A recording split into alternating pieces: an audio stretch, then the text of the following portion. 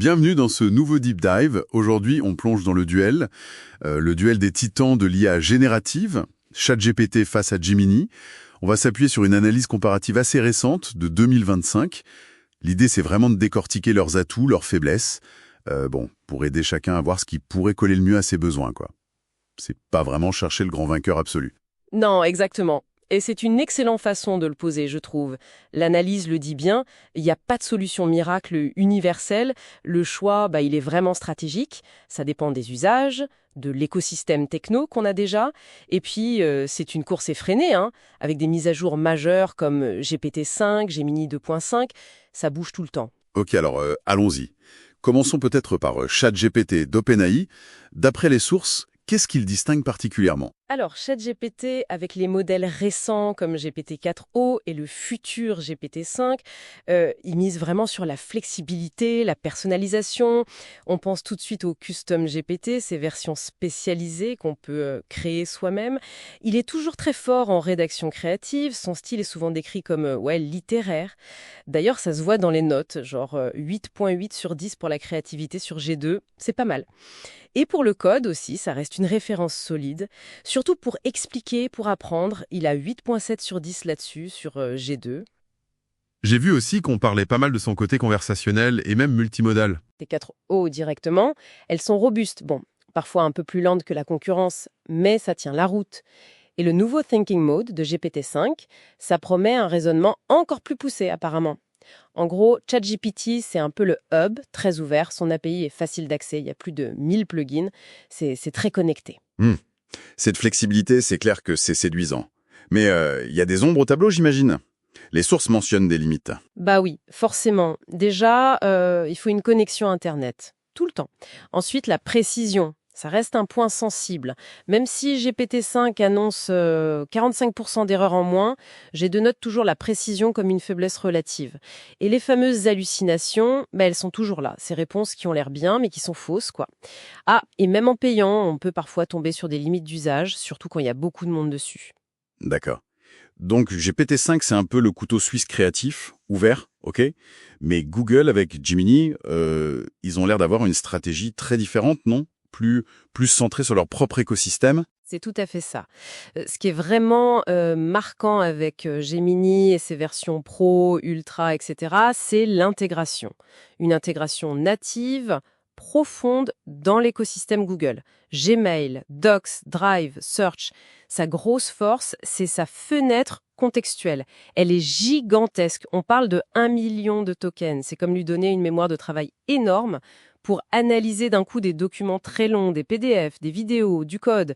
Il y a même une préversion à 2 millions, c'est dingue. Waouh, 2 millions! Oui, et il faut ajouter l'accès en temps réel à Google Search pour des infos à jour. C'est un plus. Et pour tout ce qui est création de contenu, vidéo par exemple, un domaine qui explose. Là aussi, c'est l'intégration qui prime. Le plan Ultra de Gemini intègre VO3. C'est la technologie Google pour générer des vidéos de haute qualité, même avec du son. Donc clairement, c'est l'outil rêvé pour ceux qui bossent à fond dans Google Workspace, que ce soit pour résumer une réunion Meet, analyser des rapports sur Drive ou fouiller dans ses propres documents. Oui, cette intégration, c'est un argument de poids pour les utilisateurs Google, c'est sûr.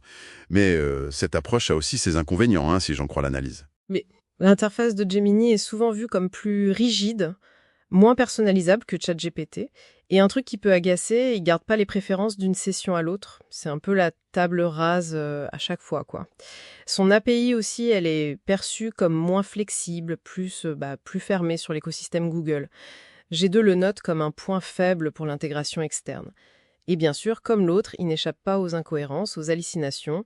Pour les images, avec Imagen4, c'est souvent plus rapide, mais peut-être avec un peu plus d'erreurs parfois. Bon, alors, si on essaye de synthétiser pour faire un choix, on a d'un côté ChatGPT, créativité, ouverture, flexibilité.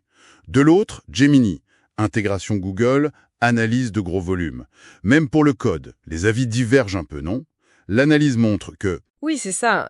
Gemini peut être meilleur sur certains benchmarks spécifiques, comme Ada Polyglot, mais ChatGPT reste souvent préféré pour l'apprentissage, le débugage, grâce à la clarté de ses explications, en fait. Donc, si on prend un peu de recul, tout dépend vraiment des priorités de chacun, finalement. C'est exactement ça. L'intégration transparente de Gemini dans Google Workspace, c'est un avantage énorme pour les équipes qui sont déjà dedans. Surtout que le plan payant, qui est à peu près au même prix que ChatGPT+, vers 20 € par mois, il inclut 2 Tera de stockage Drive. C'est pas rien. Ah oui, c'est un bon point ça. Voilà. Et à l'inverse, ChatGPT va plutôt séduire ceux qui cherchent un outil créatif, adaptable, qui peut se connecter à plein d'autres applis hors Google. L'expérience utilisateur joue aussi, elle est souvent jugée plus intuitive sur ChatGPT. Ok, donc pour résumer très vite, si on vit et respire Google, Gemini semble assez logique pour optimiser son travail. Pour les autres, les créatifs, les développeurs qui aiment bien bidouiller, ou ceux qui utilisent plein d'outils différents, l'écosystème plus ouvert de ChatGPT offre sans doute plus de possibilités. C'est une bonne synthèse, oui. Le mieux, ça reste encore de tester. Les versions gratuites, les essais, pour voir concrètement ce qui marche le mieux pour soi. Et puis bon, la compétition continue, ça va encore évoluer très vite. Tout à fait. Et pour finir, peut-être une petite question pour ouvrir la réflexion. Au-delà du choix personnel, comment est-ce que l'adoption massive d'un de ces modèles, le hub ouvert type ChatGPT ou l'intégration verticale comme Gemini, comment ça pourrait changer la façon dont on collabore, dont on partage l'info dans les entreprises, dans les équipes? Voilà, matière à réflexion pour la suite.